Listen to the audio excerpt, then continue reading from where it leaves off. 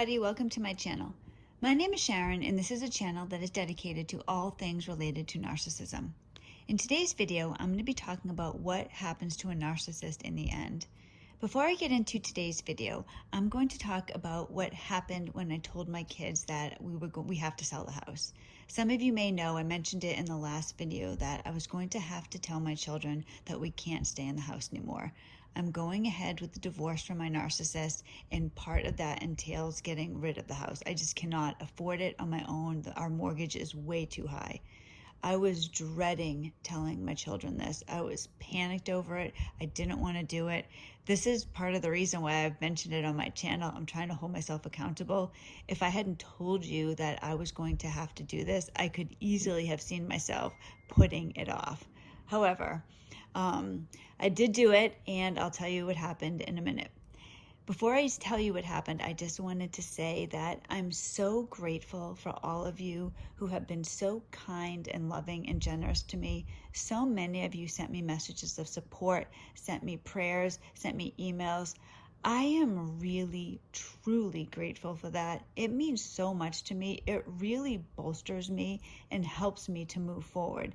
Just literal strangers are helping me, and I really do not take that for granted. So please know, everybody who sent me a message, truly, you touched my heart, and I'm grateful. And it worked because my kids actually took it pretty well. It actually went better than my best hope. So I told them yesterday. I had to work all day yesterday, so I didn't want to tell them in the morning because I was afraid to tell them in the morning and then have them be really upset and then leave all day. So I waited until I got home. I got home from work, I made dinner, and after dinner, I told them that I wanted to talk to them about their father. So I started the conversation off by telling them that I was going ahead with the divorce. Now, they knew this. They knew I was getting the divorce. They knew I was going to get the divorce. They just didn't know it was going to happen right now. Although, actually, it's going to be another month, but I'll explain that in a minute. So I told them this, and that then I asked them if they wanted to have a relationship with their father, that it was okay, it was up to them, whatever they wanted to do. My daughter right away said no, she doesn't want to. My son, I highly suspected he was going to say the same thing, but I wasn't 100% sure. He's actually taken this pretty rough. It's been really difficult for him. Anytime I've mentioned his father, he gets really angry and completely breaks down. So I wasn't sure what he was going to say, but he was actually very mature about it. And he said to me, "Mom, I don't want to see him either. I just don't want any relationship with him." I was all right with that. I expected that. My son is 15 now, but this whole thing started when he was 12. So he was much younger then. And, this is a hard thing for anybody. So I understood that. So that was fine. Then I told them that, they wouldn't have to worry about that, because when I spoke to the lawyer, she told me that because my kids are older and because essentially my ex has nothing to do with the kids, he has not seen them in 14 months, that was going to be fine, that the kids will get to decide who they live with. So that's not an issue anyways. I just needed to clarify that with them. Then I told them that along with getting the divorce, and I'm waiting one more month because I have a big house full of stuff to get rid of, and I need this time to get everything prepared. As a narcissist, my ex is not a nice person. He's going to be wild when he finds out I'm divorcing him. He doesn't know. I'm going to wait till the end of August, very beginning of September, to let him know so I have time to get as much stuff done as possible. So that's why I'm going to wait another month. But in the meantime, I wanted my kids to have as much advance notice as possible. So then I told them, I said, along with getting the divorce, we're going to have to sell the house. I can't afford the house. The mortgage is too high. I didn't tell my kids this, but my mortgage is $3,200 a month. I just cannot afford that. There's just no way. It's been such a struggle to pay the mortgage every month. So on top of my ex, he's going to cut me off as soon as he finds out that I'm getting a divorce. So there's all this stress, behind the scenes. But I need to tell the kids this. They actually were okay with it. They were a little bit upset, but a little bit upset.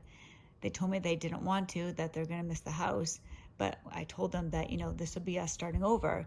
It'll be a new life for us. It'll be good. It'll be on our terms. We don't have to worry about their father, bothering us or having access to the house, things like that. It won't be his house where we move. So they're okay with it. They told me that they were going to be all right, that they supported it. So I got that out of the way, and it went really well, thank God. So I got a huge piece of the trauma out of the way. It's still going to be a bit of a hassle getting rid of everything in the house, but at least my kids know and we're taking steps forward. That's the important thing. But talking to my kids and having the reality out in the open, it really got me thinking about what happens to narcissists at the end. How do they turn out? Because my kids and I are completely separating from this person. He doesn't know this yet, but he's going to be completely on his own without a family. My ex has lost everything: his wife, his kids, his home, his pets. To a large degree, it is really just himself. When I first met him, he was a few years out of college. He had a job that had growth potential. He comes from a very wealthy family. He was looking pretty good. On paper, he looked good. Of course, being severely mentally ill, this was never going to work out, but I didn't know it. I didn't know anything about narcissism at the time. On paper, he looked good.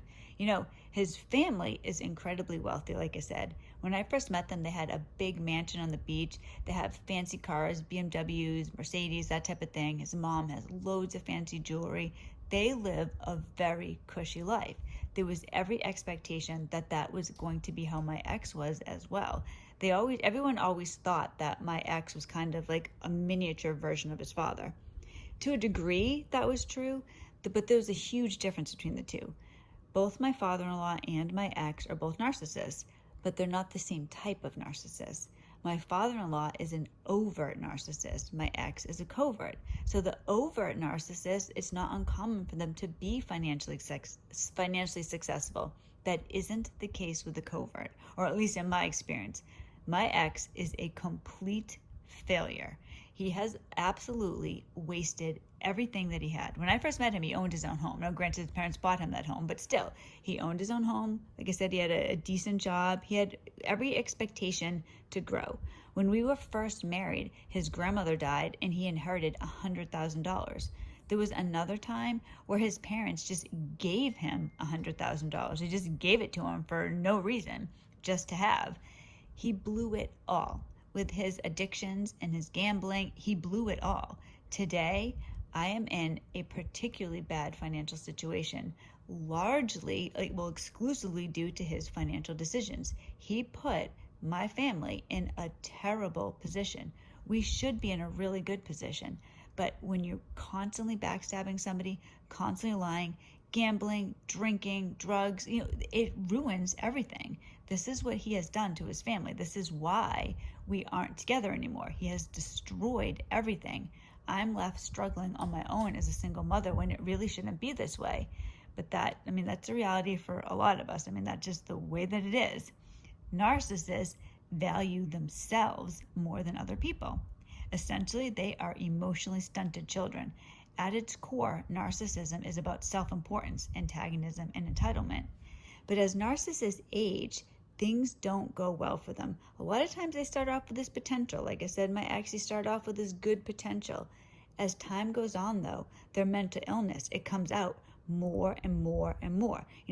Their lies, their constant manipulations. They don't do things the right way. They're not responsible, mature adults. They hide that for as long as possible. That's exactly what my ex did. I had no idea a lot of things that he was doing. My ex has outrageous credit card debt today. This is a man, who I said, started off owning a home, comes from a wealthy family. He had $200,000 at his fingertips. He lost it all because it would be like a 5-year-old managing my money. That's exactly what he did. That's how they are. They have no maturity at all. Nothing matters to them. So as they age, this comes out more and more. Who they are, the truth of everything, becomes more and more apparent. A narcissist, particularly a covert narcissist, because there is something to say about the financial security of an overt. The covert is literally a complete failure in everything that they do. They have nothing to offer a partner. There's no empathy, there's no love, and that's the foundation of any meaningful relationship. Narcissists they're completely incapable of maintaining a fulfilling relationship. A narcissist can have a relationship of sorts with an extreme codependent, but I don't know if that's really a relationship. The codependent ends up being afraid of the narcissist, afraid of their own shadow. They're really an emotional punching bag for the narcissist. There's no connection there. There's just domination. And many times, a narcissist has caused so many issues that the codependent partner wakes up and leaves. That's the case with me. I know that's the case with a lot of you as well. It is possible that a narcissist will leave a relationship looking for better supply, but they're never going to find it. So it's always this endless loop for them of, devalue and discard. That's exactly what they do.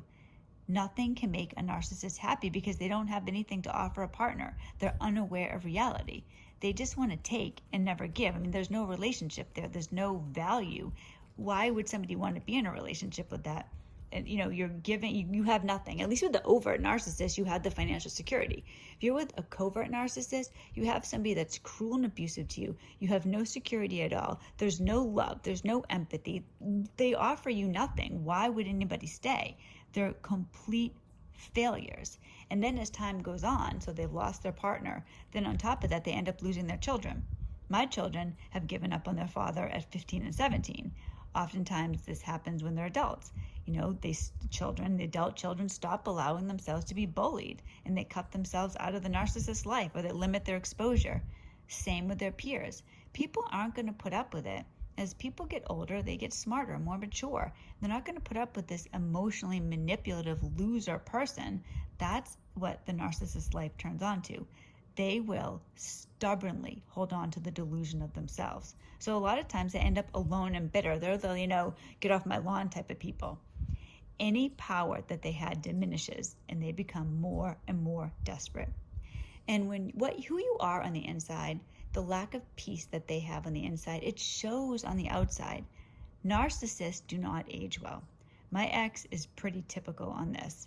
He never appreciated the things that he had. He has no inner fortitude. So now as he's aging, he looks terrible. So on top of having no emotional capacity, no financial benefits, they look terrible too. So, literally, when you think about everything that you'd care about in a partner, they have none of it in spades. Who's going to want to be with this person? The narcissist, of course, doesn't see this. Using my ex as an example, he has never been a particularly good-looking guy, but he was all right. Now, looking at him, he is obese.